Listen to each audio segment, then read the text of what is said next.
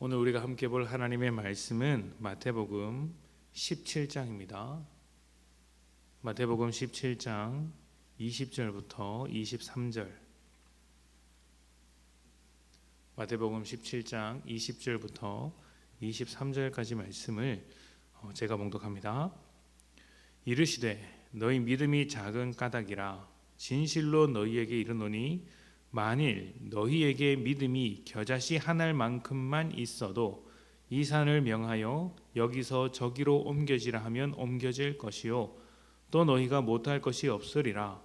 갈릴리에 모일 때에 예수께서 제자들에게 이르시되 인자가 장차 사람들의 손에 넘겨져 죽임을 당하고 제3일에 살아나리라 하시니 제자들이 매우 근심하더라. 아멘.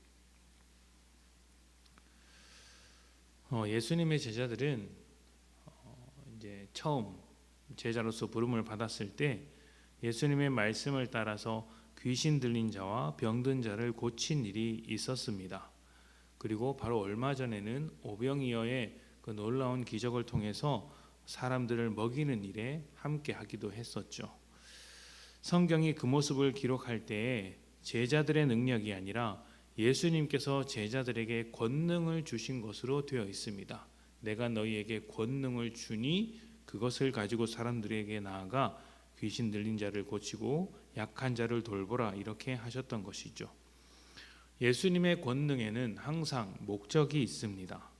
능력을 자랑하기 위함도 아니고 사람들이 원하는 바를 이루어주기 위함도 아닙니다.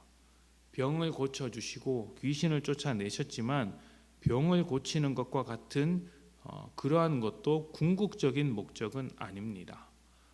모든 권능의 목적, 모든 역사의 목적은 예수님께서 선포하고 계시는 하나님 나라를 보여주시기 위한 장치이고 또 그러한 일을 행하는 예수님께서 누구신지를 알게 하시는 것이죠. 제자들에게 권능을 주신 것은 제자들 역시 하나님 나라를 전파하는 제자로서의 어떤 인증을 받게 하시려는 목적이 있었습니다. 자, 그렇다면 우리가 하나님 나라와 예수님을 목적으로 삼지 않았을 때 권능이 나갈 수 있겠습니까? 안 나가는 게 정상입니다. 또 권능이 나간들 그게 하나님의 권능이라고 할 수 있을까요? 성경에는 귀신도 능력이 있다고 증언합니다. 권능이라고 해서 다 같은 권능이 아니라는 말이죠. 귀신의 의도대로 세상의 의도대로 권능을 행하려 한다면 안 하는 것이 안 되는 것이 훨씬 복된 것이라고 성경이 말하는 것입니다. 오랫동안 중병을 앓던 아이가 부모의 손에 이끌려 제자들에게 왔을 때 그들은 이전의 기억을 떠올리며 병을 치료하려고 했습니다. 해본 경험이 있으니까 자기가 능력을 보여주겠다 그렇게 생각을 한 것이겠죠. 그런데 이전과 같은 능력이 나오지 않았습니다. 크게 낙담한 부모는 이제 예수님께 찾아와 아이를 맡깁니다. 여기서 예수님은 아주 충격적일 수도 있고 또 놀랄만한 말씀을 하십니다. 부모와 제자들을 비롯해 모든 세대에 대하여 믿음이 없고 패역한 세대라고 선언을 하신 것입니다. 그런데 또 재미있는 점은 그렇게 믿음이 없고 패역한 세대라고 말씀하셨으면 그들의 요구를 물리치고 고쳐주지 않으셔야 하는데 곧장 아이를 고쳐주십니다. 핵심은 그 다음에 이어지죠. 제자들은 자신들이 왜 귀신을 쫓아내지 못했는지 궁금해서 예수님께 이유를 물었습니다. 예수님은 믿음이 작아서 그렇다. 겨자씨만한 믿음이 있었어도 가능했을 것이다. 이렇게 답변을 했습니다. 자, 여기서 핵심은 제자들의 믿음이 크냐 작냐 이런 문제가 아닙니다.